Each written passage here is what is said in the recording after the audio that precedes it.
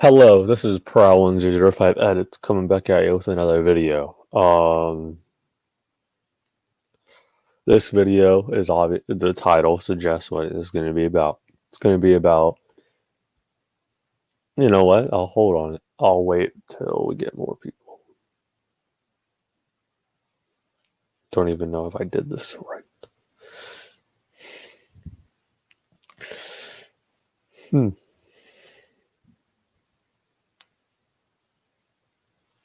If we don't get viewers in about 3-4 minutes, I'm gonna start.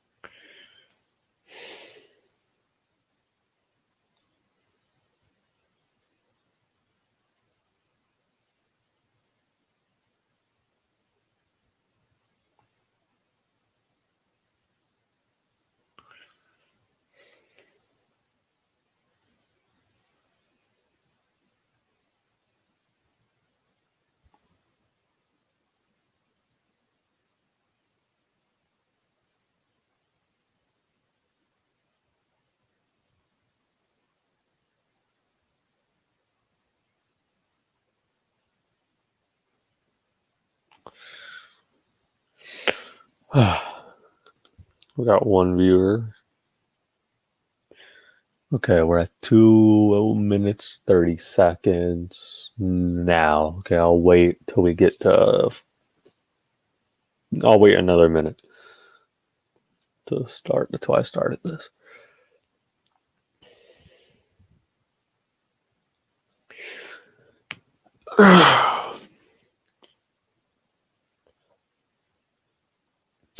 Let me update the thumbnail real quickly.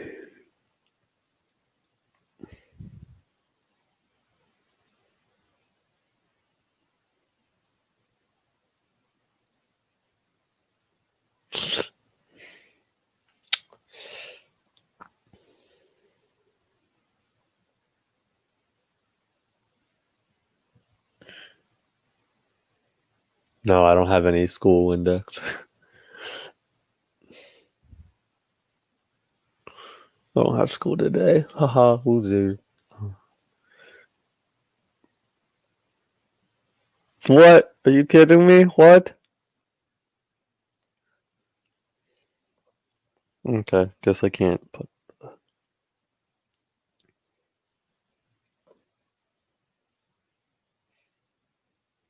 Okay, I guess we're gonna start now. Okay. So More Than Meets the Eye. It's a Transformers comic that came out in 2012, I believe. Um, it's amazing. It's great. It's fantastic. There's many reasons why it's fantastic. It's the best thing in IDW. It's the best thing in Transformers in general. And I say that with, I believe that 110%. It's the best thing in the franchise, and I think it will be the best thing in the franchise for a long time, in my opinion.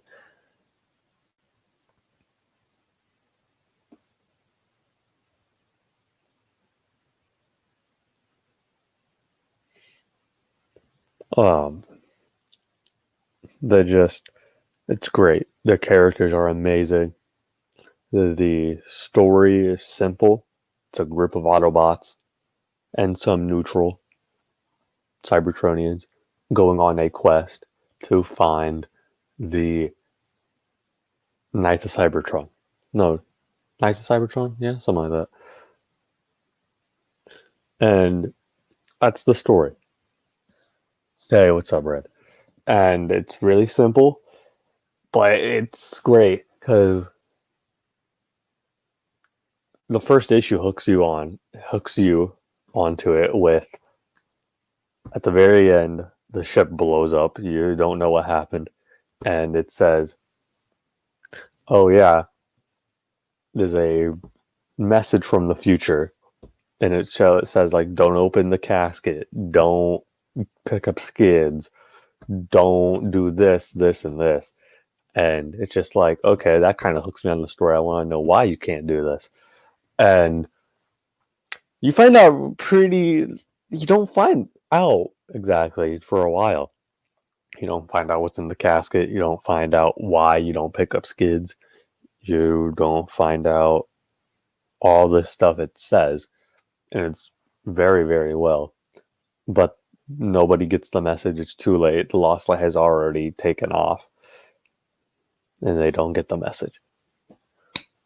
So basically what they were trying to stop in the future, what they were trying to stop by sending a message in the past to the past, ultimately fails.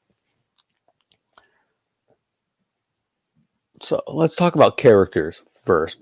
Characters consist of, I'll just kind of go over the first kind of crew, because there's two parts of the crew. There's one of issue 1 to Dark Cybertron, and then there's that all the way to issue 55, 56. So let's talk about the beginning crew, and I'm going to talk about the characters, kind of what I like about them. There's going to be some that take a lot of conversation, some that aren't. Like the first one isn't going to be a whole lot of discussion. Hot Rod, Rodimus. He's the captain of the ship, and people clown on him. They're like, oh yeah, he's not the best character in the comic. Oh, he's boring. Oh, his design's cool, but that's about it.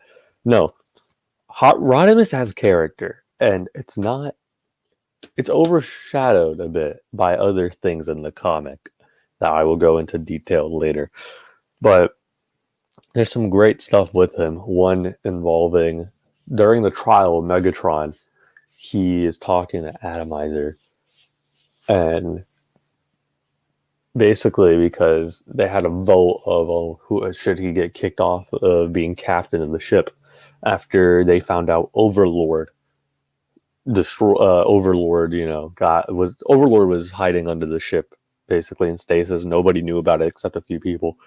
And then once everyone found out about that, they had a vote on whether to kick him out of being captain. And they do that. And there's like 80 something people, like 80% or something like that. And Atomizer's like, yo, this little computer thing has all the names of who voted you out. And he's like, no, I can't take it. And Atomizer's like, why? And he's like, first off, you shouldn't even have that. Nobody knows. It was supposed to be anonymous. And he's like, oh, well, Atomizer's like, oh, well, I know a guy. And Hot Rod just like, no, I can't do it.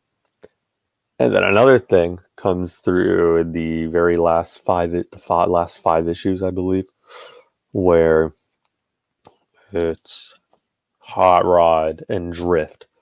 Drift gets exiled early on in the comic for taking the blame for Rodimus about, oh yeah, Overlord, the whole Overlord incident. And they see each other again, and it's been a long time, it's like 6-7 months, maybe a year since it happened. And Drift is just like, oh, so if all the crew knew, why did you not tell me? And Hot Rod made like, Drift, that, I'm not great at, I thought you'd be scared. And then he basically apologized to Drift, and there's this great moment where they both sit down and they just have smiles and they're smiling at each other. Beautiful scene. They're good friends, by the way, in the beginning, so that's why the scene is so impactful. That's all I have for Rodimus. He is kind of just there to be, oh yeah, captain, it's Rodimus, so it makes sense for him to be the leader of the group. And that's why he's kind of there, but he does have character moments. Every character has character moments in this comic. The main crew, at least, you're not going to see Power Glide, who is on the ship. You're not going to see Power Glide have a full story arc, but the main cast all do. They all have redeemed. They all have moments. Those are two of Hot Rodimus's moments. Next one's Ultra Magnus. Ultra Magnus and Rodimus are probably my least two favorite characters out of the main crew. Does not mean they're bad. I love this comic, so they're still great in my opinion. But Ultra Magnus has this very interesting twist because Overlord punches him through the chest in the beginning of the issue 15, 14, when that arc happens. And they find out, they think he's dead, and then they find out, oh shoot, this little dude named Minimus Ambus has been Ultra Magnus, because Ultra Magnus has been dead for millions of years. He died in a battle. So then Tyrestacor that he's working with basically put Minimus Ambus in there and was like, yo, you're continuing the Magnus legacy. It's a very interesting story arc, which I do enjoy. However, he's a cool character, but he's not as good as a lot of the other ones. There is a great moment where he has to smile, and he's like, I never smile, and then he smiles, and it's a really funny panel or two. So yeah, Rodimus is captain, Ultra Magnus is second in command, and then Drift is third. So let's go to Drift. Drift is a very good character in IDW. Just his story is Deadlock to Drift is great. He's not as good as most of the other characters because he's not in it enough. He's in the first 15, 20 issues, and then he leaves. And then he doesn't come back till the last 5. He doesn't come back to the last story arc of the comic. So, yeah, he doesn't do much, honestly. So, it's kind of nothing to say about him, really. I mean, Shadowplay is a great story arc. It's the best story arc in the beginning of... It's the best story arc in the first half of the comic, in my opinion. Shadowplay is a great, great story arc.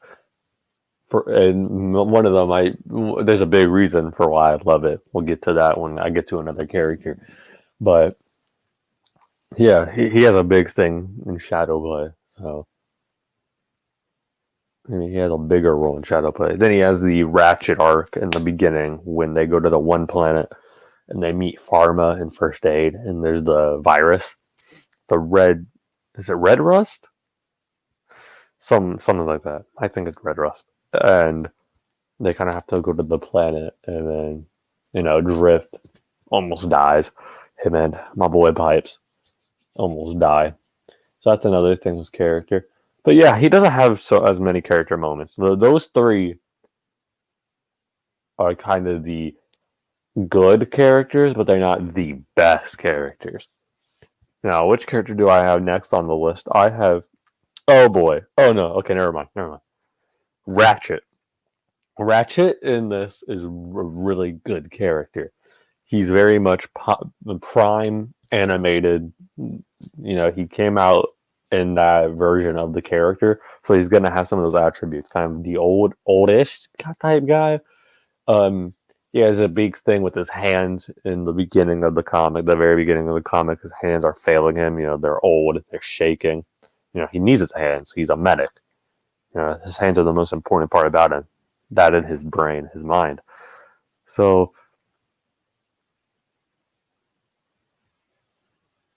that's one of the big things about his character. Another one is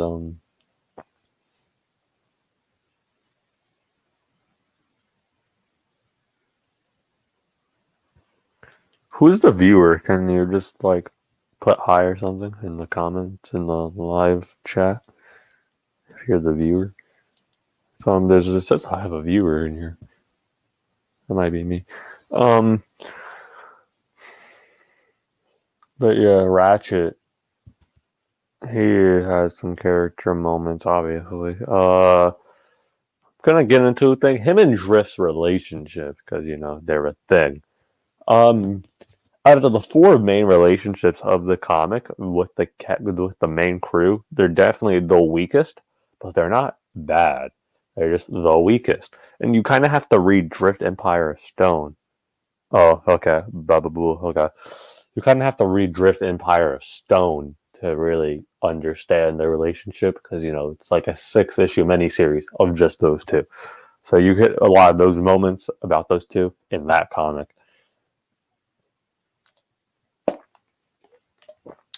Gatorade. Um, Gatorade. So yeah, they're the weakest out of the four main relationships, but definitely not bad. Um, yeah, Ratchet's kind of just there. He also does. He also leaves, and like he doesn't leave early on. He leaves after Dark Cybertron happens, which is like issue 30. Dark Cybertron happens 20 something to all the way to issue 30, which is a good little bit. Um, where are we? Oh boy. Okay. Skids is the best character in this comic. I love him. I love Skids. Skids is great. His character is amazing. He is the best character in this comic, and I love him. He has such a great character in this comic. He's amazing. He he shows up in issue 2 on a ship and does not remember all his memories. He has no idea where he is or what is going on. He slowly gets them back. When he gets online, he's like, "Oh, my name is Skids. Where am I? I don't know. What's my name? Oh yeah, my name is Skids." Then there's this gun in the pod. And he's like, "Oh, why is there that gun in the pod?" Basically, his backstory is he was on a mission with Getaway to, I think, to shoot Tyrese with his gun so that they could, I think also that like they could manipulate him a little bit or something like that. They got caught. Skids ran off in the ship, and he shot himself with the gun and lost his memories. He has another thing with Tarn early on. Well, it's revealed later on in the comic, but it's one of the saddest things about his character. He led the death of 50 Autobots. Yeah, he just straight up led to the death of 50 Autobots because Skids has the ability to just be good at stuff. Like he's just good at stuff, and they're just like Tarn was like, "Oh yeah, rebuild this thing for me, and it'll be fine." And they were like, "Oh, bet." And turns out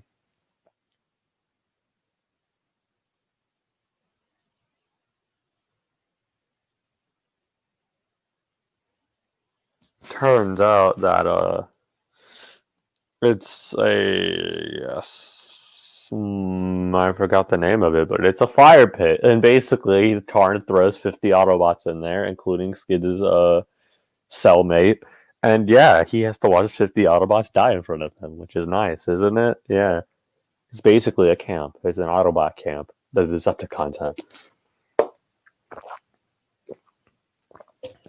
So yeah, that's nice, isn't it? Yeah. Um, I'm going to get into his relationship later with the character once I get to that character, but it is my second favorite relationship in the comic. Um, and I think I'll just get on it now. Skids' death in the last story arc called "Dying of the Light" is the sad. It was one of the saddest scenes in the comic. I tear up and I'm sad every time I read it. It's such a beautiful scene.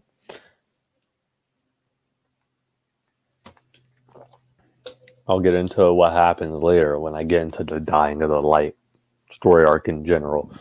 But yeah, this live stream is mostly going to be about me just talking about the characters because that is the best thing about the comic. The art is incredible. The story is the plot is simple, but then it becomes ridiculously insane. I love it. But the main important thing that this comic nails is character development. That is the main thing about this comic. Is that why I love it? It's character development. We're never going to get character development like this in a Transformers thing ever. It's amazing, and you feel for these characters, and they're basically just humans that can transform into things. That's like how good it is. It's just humans. Like they have human emotions, and it's amazing. And we'll never get character development like this in a show, movie. I don't even think in another comic. Especially IDW2. IDW2 is not pumping out anything like this. I know this is like the later half of IDW1, but still, IDW2 will never pump anything like this unless they get James Roberts. I think that's the dude who wrote it. They don't get him back.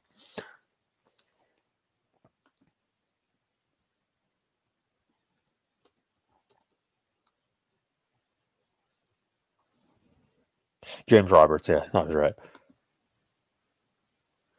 So, yeah, character development is the key of this, and why it's my favorite thing in the franchise. Swerve is great. Swerve is just he's the comedy relief. He is very much just the comedy relief dude who's just vibing. He owns a bar, so that like tells you all the character you really need to know about him. He's a short dude who likes to run a bar. That's about it. Like, but he's still great, and I love him because comedy relief is always great. Um, Tailgate is adorable. Tailgate is the next character. He's just straight up adorable. We get to introduce. Oh, okay, Swerve. I need to get the Swerve real quickly. Swerve is so funny because I love his introduction. It's his first introduction to the whole IDW. He never showed up till More Than Meets the Eye issue 1.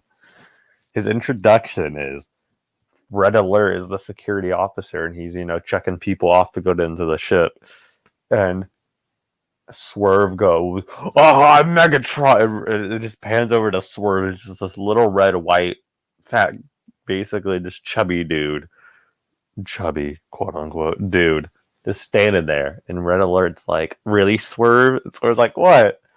I can't joke." It's great. Next character. Oh yeah, Tailgate.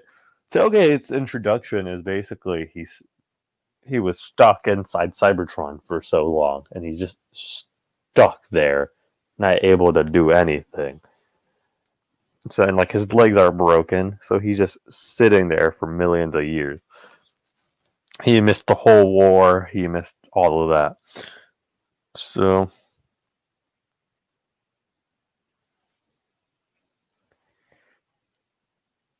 I mean, there's some great stuff where they're like, "Oh yeah, no, what the fuck?" Okay, someone sent me something. Um,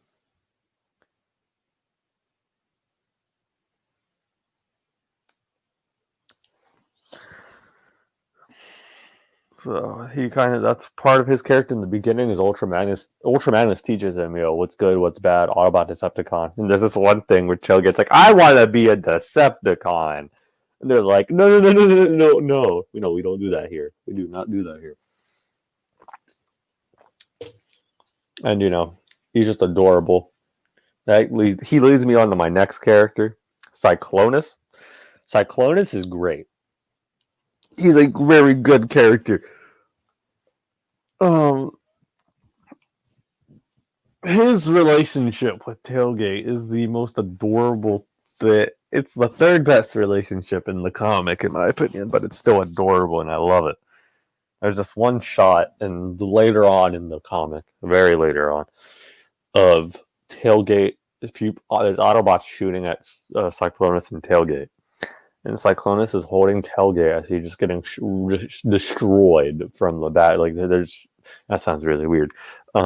They're just shooting at him, and like he's just getting holes in his back, and I'll show it off later in the stream. But it's just a beautiful panel of him just holding him, holding Tailgate. I was like, he's just bleeding and stuff. Very sad.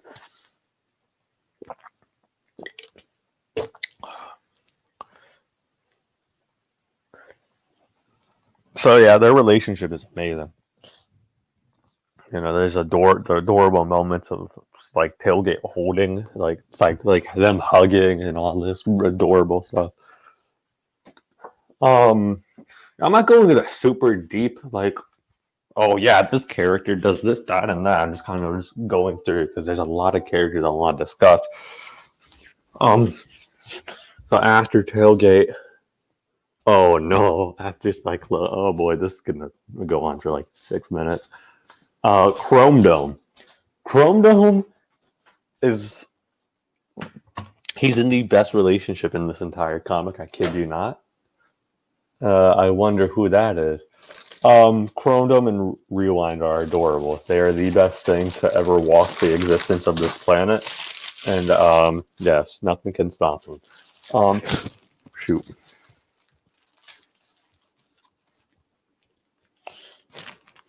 They are adorable and I love them.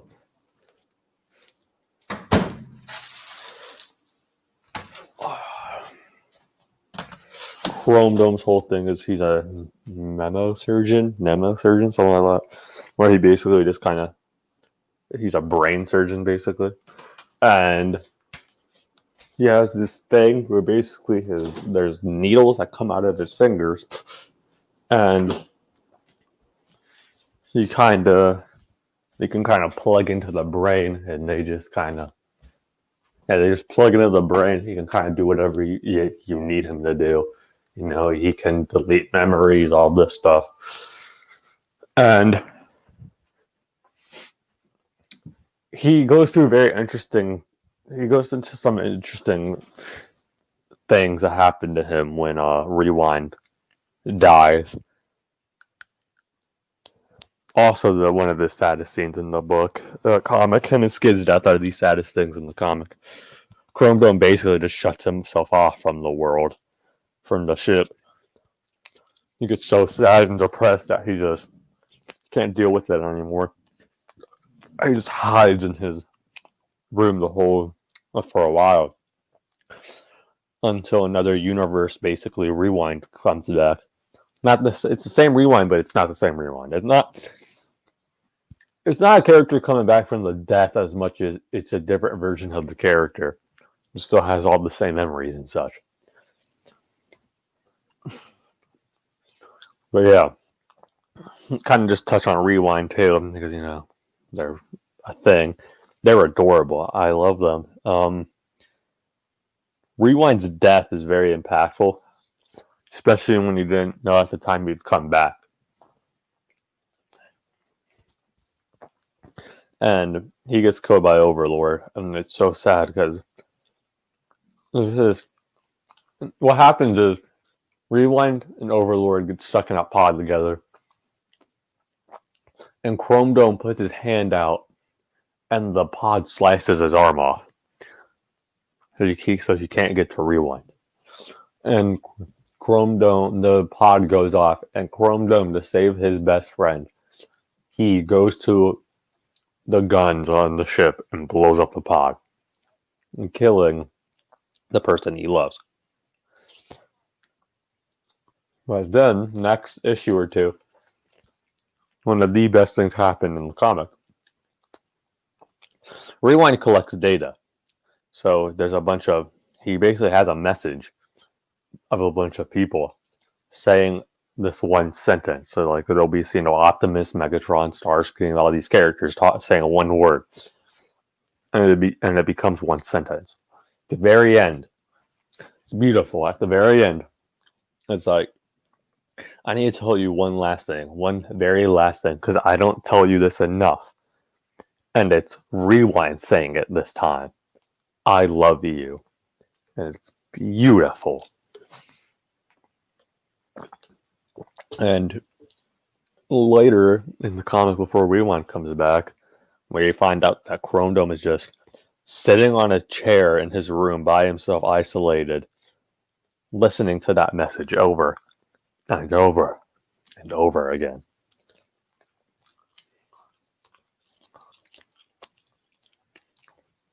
Very sad and beautiful. It's comic, man. It's great. We're at 29 minutes already. We're at 30 minutes. Jeez. Okay. Um.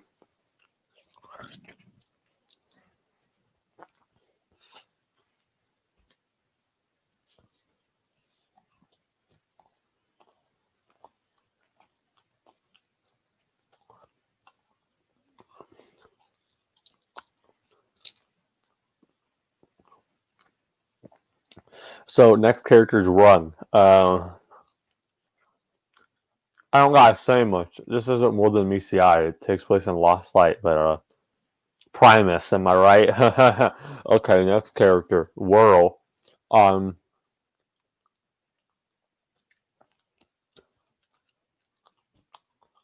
Whirl's insane.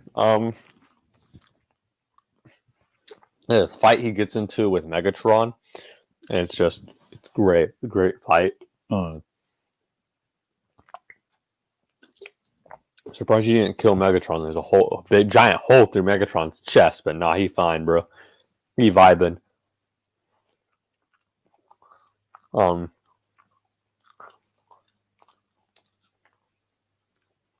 his relationship with Cyclonus is really good too.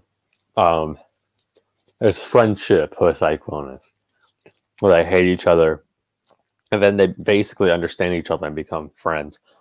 And in Lost Light, he lives with him in Rewind. I think it's a great idea. Um,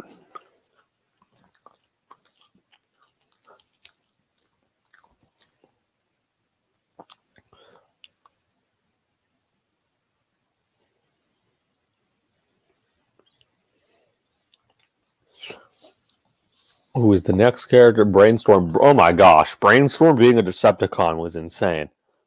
Oh my gosh, that was crazy. The way they reveal that is insane. Brainstorm's basically like a weapons engineer, and he's got a briefcase, and he's like, nope, can't open up the briefcase. It'll destroy the whole world or something." It's basically just a time machine or something like that. And the way they reveal he's a Decepticon is they find an alternate universe, basically Lost Light, that are all dead and slaughtered.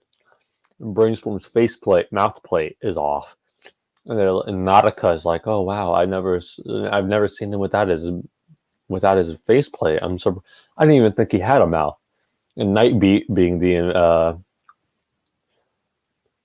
the great detective he is like, "I'm pretty sure there's a reason for that." Then he pulls up his mouth plate, and inside the mouth plate is a Decepticon symbol. And we're like, "Oh my gosh! Brainstorm is the Decepticon. Brainstorm bad guy. Brainstorm bad. Brainstorm bad. Kill him. Kill the actual version of Brainstorm. He bad." But no, he become good again. He's fine. Trust issues, but he fine. Um,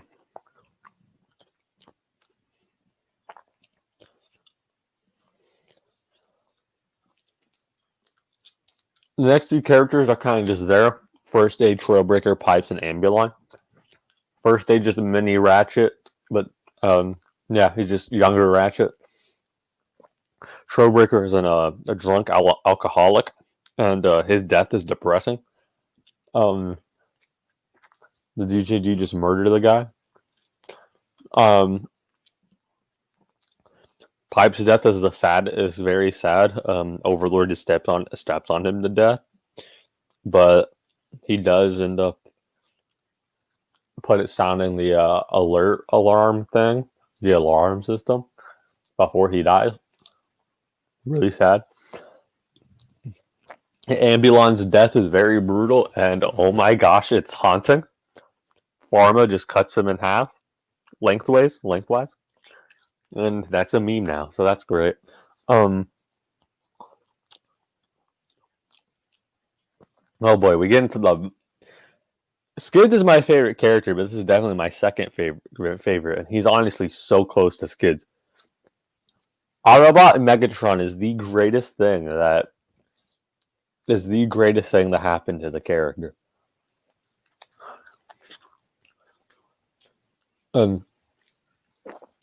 what people, Transformer fans are like, oh no, Autobot Megatron, he didn't do any justice or anything. He just was able to become Autobot. That's so dumb.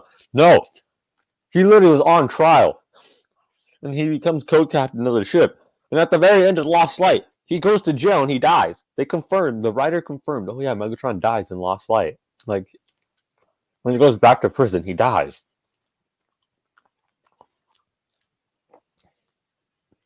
He doesn't get a happy ending. And we want him to, though. If you read it, if you read More Than Meets the Eye and Lost Light, you want him to. You want him to make it. You want him to be happy. But he can't be happy. He killed millions of people and he started the war. He can't be happy. But you want him to. It's just impossible. It's an impossible dream.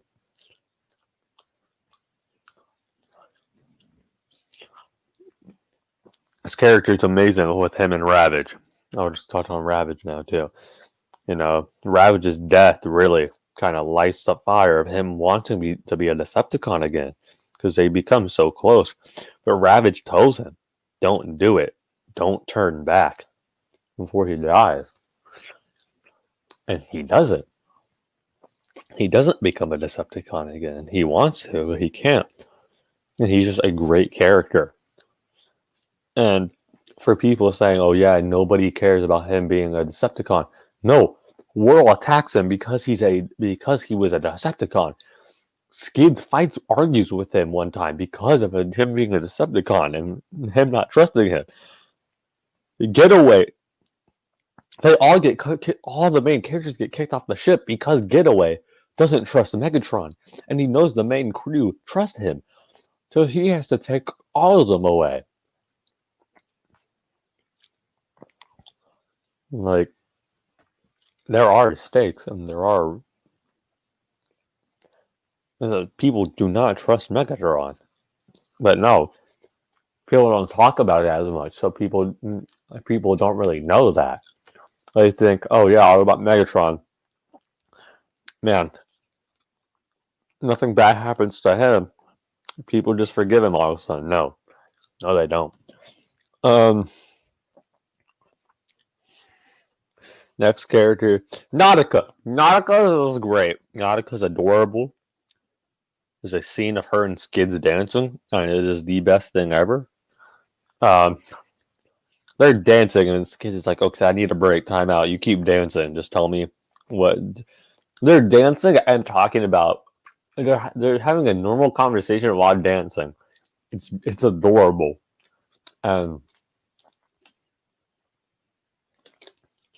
Basically, we have, husband and wife. What they have is Conjux and Dora, which is basically, oh yeah, your spark mate. The person you're going to love for the rest of your life. Your significant other. And it was a great scene. I don't know who she was talking about, too. She's talking to someone in the very last few issues of Lost Light and of More Than Meets the Eye. And she's just like, I think it's Tailgate. It's Tailgate or Rewind. And she's just like, oh no, it's Rewind. And she's like, so you and Chrome Dome argue? And she's like, he's like, yeah, we argue. But deep down, we both love each other. And he's like, why you ask? And she's just like, I don't know, I might not. I need to tell this person how I truly feel about him, because soon I might not get the chance, because they might die. We don't know, because the DJD are about to attack them in the final arc. They don't know. They might not make it out alive. And her Conjux Endura is Skids. She loves him. He loves her. And, there's a scene where she's sitting on his lap. Not sexually, by the way. Don't get that. Kind of, maybe. I don't know. And Skids' final moment. They never truly get together, which is the interesting thing. Like, they never kiss. They never, say, I love you. Or, you 100% know they're a thing. They're a thing. Because Nautica basically, there's a small group of Autobot of people that she really cares about, and that's like Nightbeat, Brainstorm, Skids, Velocity, and Tailgate.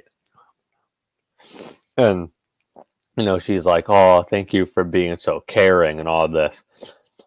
And just she basically said the last one she saved is Skids, and she's basically like, "Thanks for just being so kind and a great dancer," because that was one of their scenes together. It was them dancing, and it's just such a great callback, and that yeah, they like each other. I mean, like they hold hands and all this stuff. And when she reacts to Skids' death, it is heartbreaking because Skid's gray body is just laying there on a table, and she's just hugging him as she's crying. It's sad. It's really sad. Like, no, don't do that to me. My boy's Skid's never had a happy ending. It's sad. Why? Why would he do this to me? Why would he give Skids this? Mad man. He never got the happy ending he deserved.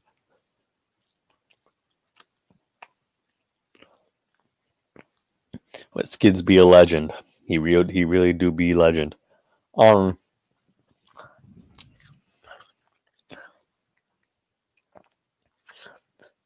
That's honestly all the characters I kind of want to talk about. There's like Nightbeat, Velocity, and 10, and all these other characters. Pharma, the DJD. Okay, I want to get into DJD real quickly. The Tarn is stupid. Okay, the DJD are cool enough, but Tarn's reveal was so stupid. Everyone thought he was Roller, right? Because they look so similar. And no, it's just one guy named Glitch. What the heck? That's so stupid. That's so stupid. Glitch was in like one issue. What the heck?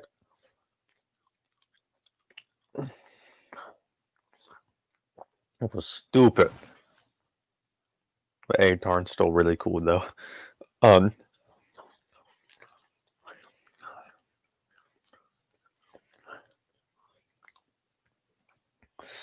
Overlord's cool, Pharma's cool, 10's cool. Yeah. I just did this live stream just to talk about the characters in More Than Meets the Eye. Yeah, the characters are just fantastic.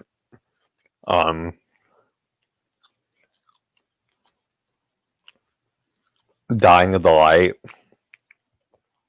I might make a separate video on Dying of the Light soon, but yeah, I'll say Dying for the Light a different video. But yeah, man, More Than Meets the Eye gets its characters, and that's why it's great. Its characters are fantastic, and you feel for them when they die. You're sad. When they're happy, you're happy. When you see the smiles on their faces, you're happy. When they're mad, you're scared. Like, it's great. It makes you feel for the character, especially if you read all of it. You take your time reading it. That's kind of all I have to say for this video, so I'm going to sign out. I will say thank you to all the people that were here for the live stream. I appreciate it.